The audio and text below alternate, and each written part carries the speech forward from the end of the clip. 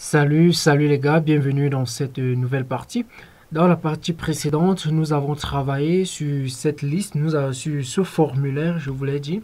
Nous avons vu comment mettre ce formulaire et comment enregistrer les données dans la base de données. Donc récupérer ces données ici et les enregistrer dans la base de données. Donc si je viens là, j'entre par exemple ceci et je mets là Donald, je mets Donald 1, 2, 3 et on enregistre.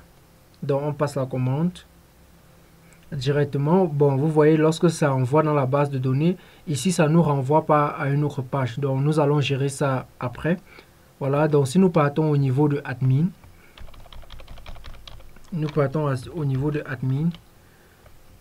voilà, et si nous partons sur commande, ok, parce que nous avons créé un tableau commande, vous allez voir qu'on a le Donald, nous avons le Donald que nous venons de créer, 1, 2, 3. Ok, mais vous voyez ici que le items est vide. Ok, j'ai dit dans la vidéo précédente, dans le tuto précédent, que dans le item, on devait mettre le nom des différentes commandes de l'utilisateur. Donc, c'est ce que nous allons gérer dans celle-ci. Ok, donc ici, nous devons avoir le nom des différentes commandes. Ok, le nom des différents articles.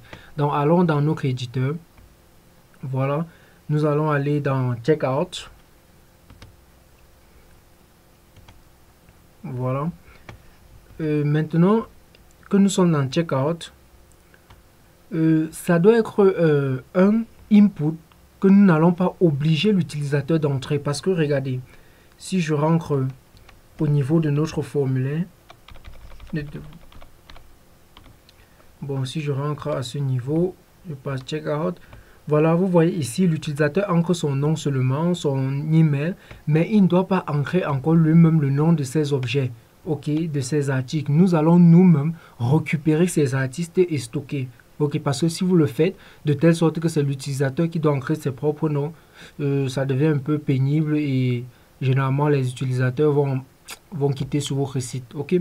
Donc c'est nous-mêmes qui allons récupérer, donc nous allons utiliser JavaScript pour le faire, ok.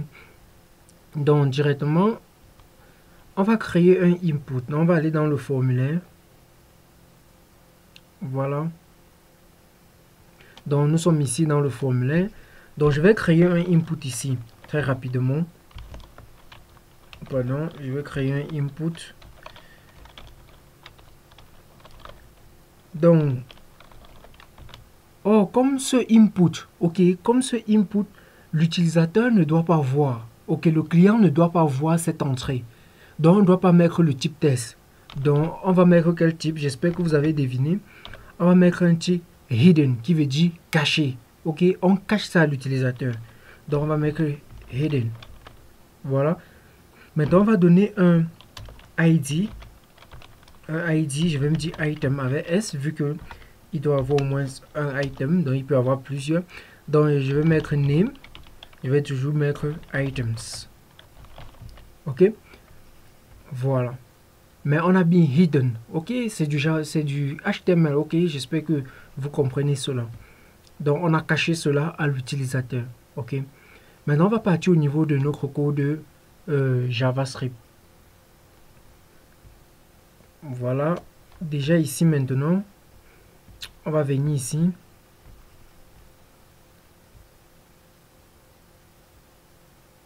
Voilà, on va se mettre hors d'ici. Maintenant, on va récupérer cette entrée. Ok, je crois que j'ai donné le ID. Voilà, on va récupérer avec le ID. Ok, donc je mets $sign. Je mets le signe $. Et maintenant, je vais mettre le ID pour récupérer. Donc pour le ID, l'identifiant, on met un dièse. Ok, maintenant je mets items. Items. Maintenant, je vais donner une valeur à cette entrée. Ok, je vais lui donner une valeur. J'espère que vous l'avez deviné déjà. On va prendre notre panier, copier tout ce qui est dans notre panier et donner à cette entrée. Ok, donc je mets juste quoi? Val, comme vous l'avez deviné. Maintenant, qu'est-ce que je vais utiliser pour passer cela à cette entrée? Je vais utiliser bien sûr quoi? Le JSON. Voilà, donc je vais mettre JSON. Je mets string file pour mettre sous forme de string. Ok. À l'intérieur, c'est quoi? Par panier, parce que c'est notre variable panier que nous avons déclaré plus haut que nous devons passer. Ok. Donc, lorsque je mets panier ici, si nous partons à ce niveau, bon, c'est la variable panier que nous avons créée ici. Ok. Voilà. Maintenant que c'est fait, nous voulons récupérer cela maintenant à chaque fois que l'utilisateur ou le client renvoie sa commande. Appuie sur le bouton commander. Ok. Donc pour le faire, on va rentrer dans model. Voilà, dans model, j'avais déjà créé le nom item. Ok, j'avais déjà créé ce champ, pardon.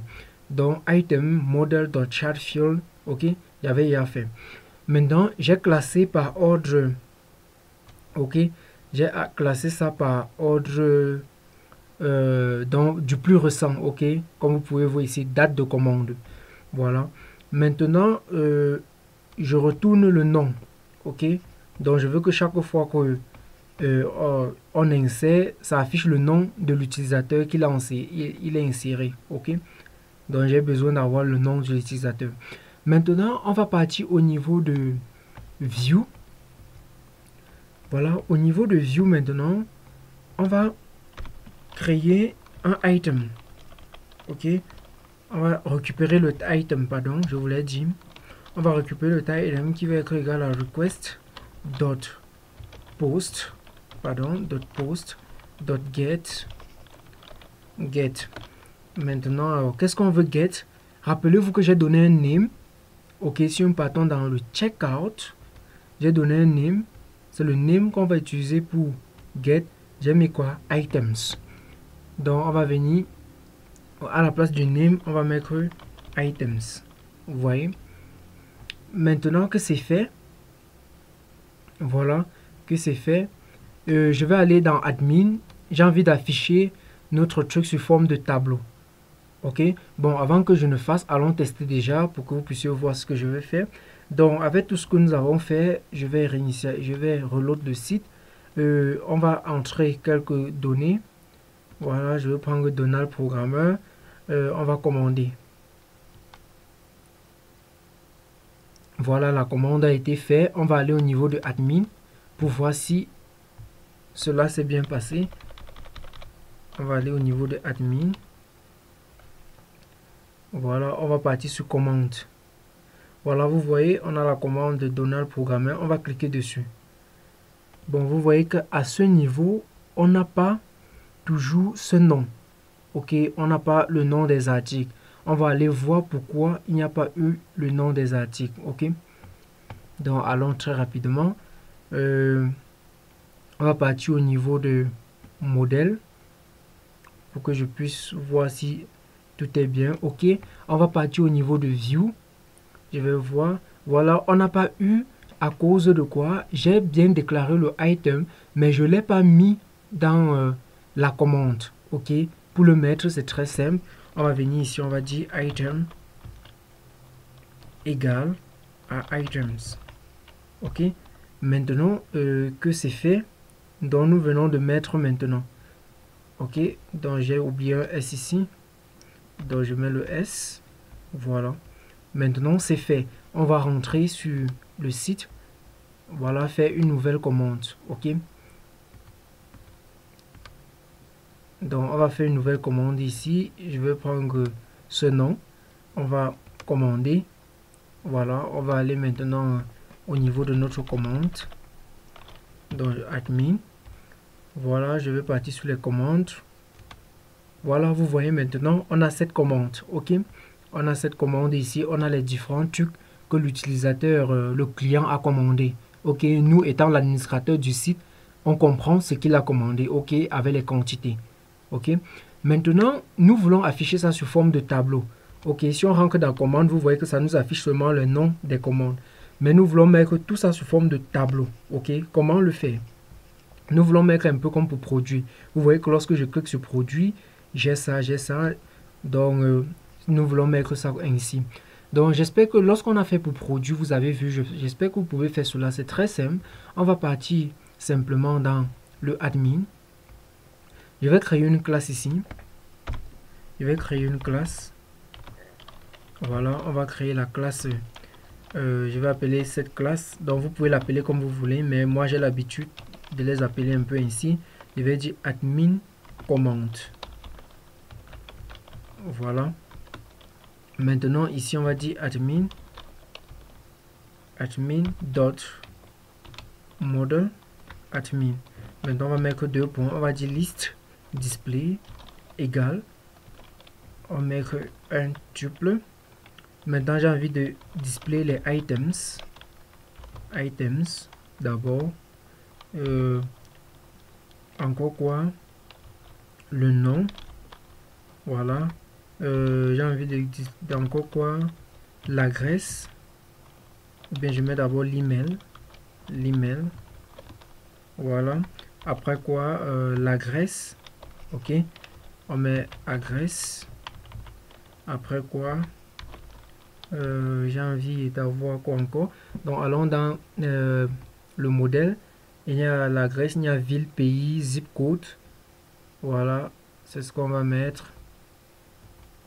Adresse, ville, pays,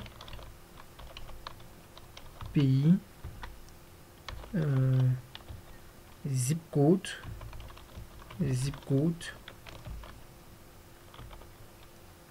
et quoi encore? Bon, on peut enlever même le zip code, hein. On peut enlever le zip code.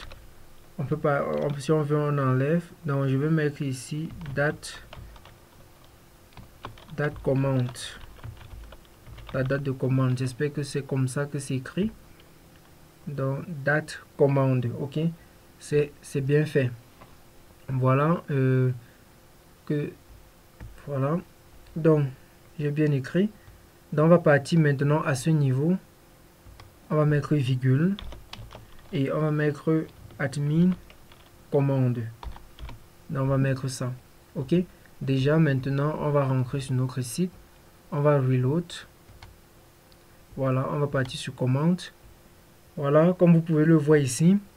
Ok, vous voyez maintenant on a le nom, on a le tableau. Ceux-ci n'ont rien parce que au départ, lorsqu'on enregistrait cela, il n'y avait pas encore ces champs. Ok, donc je peux les sélectionner ainsi et je viens là, je delete ça. Ok, donc je les supprime. Voilà, maintenant voici le seul champ que nous avons. Ok, comme vous pouvez le voir là. Mais admettons que vous voulez modifier un truc, nous verrons ça, comment le faire. Ok, j'admets que vous voulez modifier par exemple la date. Peut-être que vous sentez que le client n'a pas bien rempli, peut-être quelque chose, ou bien qu'il vous ait contacté, voilà, et dit que c'est plutôt telle maison, vous voulez changer, voilà. Donc nous verrons ça. Maintenant dans la vidéo, le prochain tuto, je vais vous montrer comment bon, on rentre d'abord, voilà, on parle en checkout. Je vais vous montrer comment on va mettre les prix, ok, afficher les prix de chaque produit et calculer la somme, ok. Donc c'est ce que nous allons voir. Dans l'autre tuto, dans le admin, pardon, dans la partie commande ici, vous voyez déjà que c'est bien fait. Lorsque l'utilisateur entre comme ça là, maintenant vous lisez, vous connaissez son nom, son adresse email, son adresse, sa ville, son pays. Maintenant, vous pouvez commander. Ok, voilà la date à laquelle il a commandé. Ok, maintenant vous pouvez l'appeler, je sais pas, et envoyer ses produits. Voilà, j'espère que vous avez aimé. Merci d'avoir regardé.